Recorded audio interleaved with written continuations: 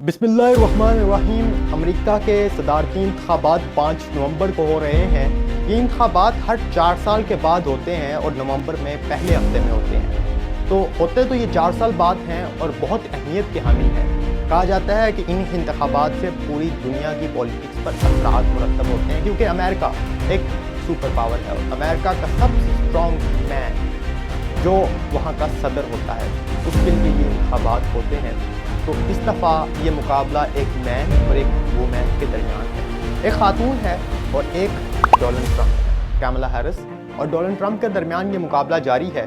और इन मुकाबले के असरात क्या होंगे, ये मुकाबला कौन जीतेगा कौन हारेगा, अदाद शुमार क्या कहते हैं, पोल्स क्या कहते हैं, और क्या होने जा रहा है इंतखाबी दिन पर, और पाकिस्तान और अमेरिका की पॉलिटिक्स और ताल्लुकात पर क्या असरात मुरतब होंगे, पाकिस्तान की अंदरूनी पॉलिटिक्स पर भी क्या इसके कोई असरात मुरतब होंगे। कहा जा रहा है कि एक शख्स के सदर बन जाने से कि पाकिस्तान की इस्टेब्लिशमेंट पर कोई ख़ास किस्म का दबाव आएगा और वो एक शख्स जो अडियाला जेल में कैद है उसकी रिहाई का कोई बंदोबस्त हो सकेगा इन इंतखाबात के नतीजे में। ये तमाम बातें और दीगर कई बातें आज की इस वीडियो में हम जानेंगे। मैं हूँ सुफियान अवान और आप देख रहे हैं कानून कहानी।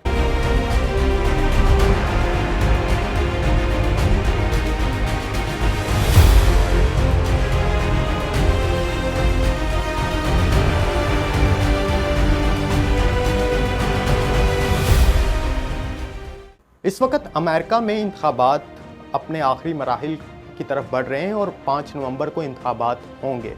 ये इंतखाबात अमेरिका में इस दफ़ा एक खातून और एक डोनाल्ड ट्रंप के दरमियान है, कैमला हैरिस बामुकाबला डोनाल्ड ट्रंप। तो जो अभी मुकाबला चल रहा है वो बहुत नेक टू नेक है, बहुत टफ कंपटीशन है कि जो अदाद शुमार जो पोल्स आ रहे हैं वो कह रहे हैं कि 50-50 मुकाबला है और इंतखाबी दिन पर, इलेक्शन डे पर ही पता चलेगा कि कौन जीतता है और कौन हारता है।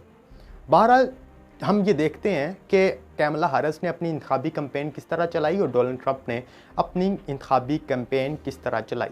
कैमला हैरिस ने अपनी कैंपेन के दौरान जिन चीज़ों को बुनियाद बनाया उसमें ह्यूमन राइट्स थे, उसमें ग्लोबल वार्मिंग थी, उसमें जो अमेरिका में कहा जाता है आइडेंटिटी पॉलिटिक्स थी, इन तमाम चीज़ों को कैमला हैरिस ने अपनी कैंपेन का हिस्सा बनाया था। जबकि इसके मुकाबले में डोनाल्ड ट्रंप ने अपनी कैंपेन के दौरान जिन चीज़ों को बुनियाद बनाया उसमें इकनॉमिक्स थी, मईशत थी, स्ट्रॉन्ग इकनॉमिक्स, और दूसरी तरफ उन्होंने इस बात पर जोर दिया कि दुनिया में इस वक्त ग्लोबल वार्मिंग एक बड़ा इशू है, नो डाउट, लेकिन उससे भी बड़ा इशू जो इस वक्त हमें फेस है वो वर्ल्ड वॉर 3 की तरफ हम जा रहे हैं कि जो न्यूक्लियर वेपन्स हैं वो स्टॉक पाइल्स हैं मुल्कों के पास, उन्होंने ज़ख़ीरा किए हुए हैं और एक अच्छी खासी तादाद इस वक्त न्यूक्लियर वेपन्स की है और तो एक बहुत बड़ा थ्रेट है।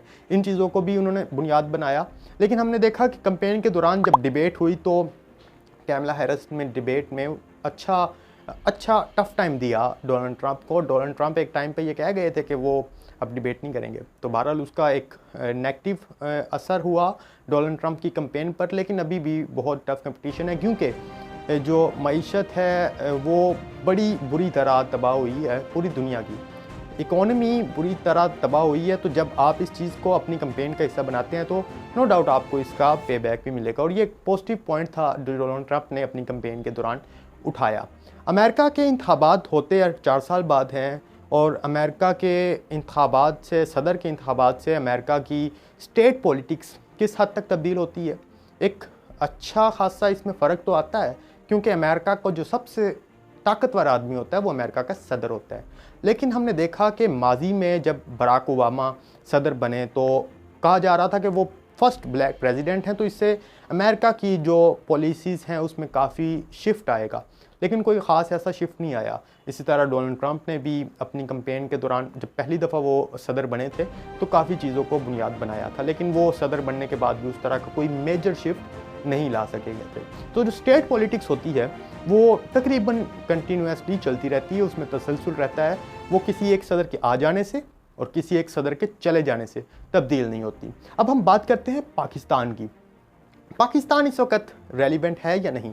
हम देखते हैं कि जब इमरान खान की डोनाल्ड ट्रंप से जब मुलाकात हुई थी तो तब अमेरिका अफ़गानिस्तान से जाने की तैयारियां कर रहा था, अमेरिका में मौजूद था, तो उस टाइम पर अमेरिका को पाकिस्तान की ज़रूरत थी। तो वो एक बड़ी अच्छी मुलाकात थी जो लोग आज भी याद करते हैं और खुश होते हैं कि अमेरिका में बैठ के अमेरिकी सदर के ख़िलाफ़ उनके साथ मुलाकात में इमरान खान ने जिस पर्सनैलिटी के साथ और जिस बॉडी लैंग्वेज के साथ डोनाल्ड ट्रंप के साथ वो मुलाकात की थी, वो आज भी याद की जाती है, एक यादगार मुलाकात थी। लेकिन अब हालात बदल चुके हैं। अब हालात इस तरह बदल चुके हैं कि अफ़गानिस्तान से अमेरिका जा चुका है। जब अफ़गानिस्तान में अमरीकी अड्डे थे, अमेरिका को पाकिस्तान की ज़रूरत थी।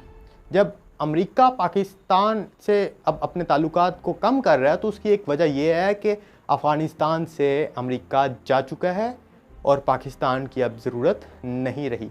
दूसरी तरफ हम देखते हैं कि जब हमारा एक झुकाव चाइना की तरफ होता है, तो अमेरिका उससे दिल बर्दाश्ता कह लें या उसे बुरा लगता है, तो वो दूरियां बढ़ा लेता है। अमेरिका पाकिस्तान से इस चीज़ को बुनियाद बनाकर दूरियां बढ़ा लेता है। तो दूसरी तरफ हम देखते हैं कि माजी करीब में भी और माजी बईद में भी अमेरिका के साथ इंडिया के ताल्लुकात बड़े मजबूत हुए हैं। तो जब ये ताल्लुकात मजबूत हो रहे हैं, तो उसमें जब पाकिस्तान की इंडिया के साथ एक जो रवायती जंग है वो चल रही हो, डिप्लोमेटिक वॉर चल रही हो, तो उसमें चीज़ें कोई सेटल होती नज़र नहीं आ रही। तो जब तक पाकिस्तान अपनी कोई पॉलिसीज़ में मेजर शिफ्ट नहीं लाएगा, जब तक अमेरिका ये नहीं देखेगा कि पाकिस्तान अब अपने आप को बदलना चाह रहा है, अगर हम अपने ताल्लुकात इंडिया के साथ अच्छे करते हैं तो हो सकता है कि पाकिस्तान रेलिवेंट हो जाए। और अगर हम अपने ताल्लुकात मशरक़ वुस्ता के ममालिक और ख़ास तौर पर सऊदी और UAE के साथ अपने ताल्लुकात को मजबूत करते चले जाते हैं इन द फ्यूचर, तो हम देखेंगे कि अमेरिका का झुकाव पाकिस्तान की तरफ होगा। लेकिन इस टाइम पे अमेरिका को पाकिस्तान की ज़रूरत नहीं है, लिहाजा पाकिस्तान इर्रेलिवेंट है। और तो पाकिस्तान की अंदरूनी पॉलिटिक्स की बात करें तो जो डोनाल्ड ट्रंप है वो स्ट्रॉन्ग मैन को लाइक करता है, ताकतवर आदमियों को लाइक करता है। तो इमरान खान एक ताकतवर आदमी थे, उनकी पर्सनैलिटी थी, वो अवाम में मकबूलियत रखते थे। लेकिन ये भी हकीकत है कि डोनाल्ड ट्रंप स्ट्रॉन्ग मैन को लाइक्स करता है, he like strong mans but in uniform. तो वो उन लोगों को ज़्यादा पसंद करता है जो यूनिफॉर्म में होते हैं।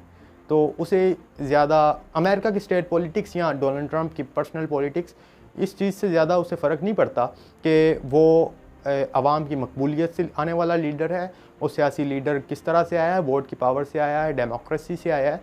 जब तक आने वाला शख्स अमेरिका के मफादात का तहफ़्फ़ुज़ करता रहेगा, दुनिया के किसी भी मुल्क में अमेरिका उस लीडर को या उस शख्स को सपोर्ट करता रहेगा जो अमेरिका के मफादात का तहफ़्फ़ुज़ करेगा।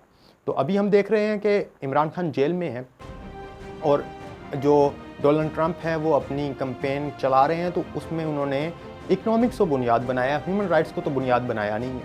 तो ह्यूमन राइट्स की बात या डेमोक्रेसी की बात, अवाम की बात, वोट की बात, बैलेट की बात ये नहीं की गई अमेरिका के सदर के इंतखाबात के दौरान, कैंपेन के दौरान डोनाल्ड ट्रंप की जानिब से। कैमला हैरिस एक खातून हैं, ह्यूमन राइट्स की बात कर रही हैं, लेकिन वो वाइस प्रेसिडेंट जब रही हैं तो उन्होंने एक जो मेजर जेनोसाइड हो रहा है दुनिया में उस पर तो बात नहीं की। तो हम कैसे एक्सपेक्ट कर सकते हैं कि ये सिर्फ ये वोट का मामला और इलेक्शन का मामला और डेमोक्रेसी के मामले पे वो कोई बात करेंगी। अगरचे ये इंतखाबात अहमियत के हामिल हैं, पूरी दुनिया पर इसके असरात मुरतब होंगे, लेकिन कोई ये मेजर शिफ्ट नहीं लाने वाला, ना पाकिस्तान की फ़ॉरेन पॉलिटिक्स पे और ना ही पाकिस्तान की इनर पॉलिटिक्स पे। और अभी तक हम देख रहे हैं कि जो इलेक्शन हैं इससे अमेरिका की कोई स्टेट पॉलिटिक्स में भी कोई बड़ा फ़र्क नहीं आने वाला। ये ऐसे ही रहेगी पूरी दुनिया के लिए और पाकिस्तान के लिए भी और पाकिस्तान की अंदरूनी सियासत के लिए भी। तो जैसे चल रहा है जैसे चलेगा, अनटिल अनलेस के हम खुद को बदलें, हम कोई इशारे दें कि हम खुद को बदलना चाह रहे हैं, तो हम देखेंगे कि दुनिया भी फिर हमारा साथ देगी। आपसे मुलाकात होगी अगली वीडियो में। अल्लाह हाफ़िज़।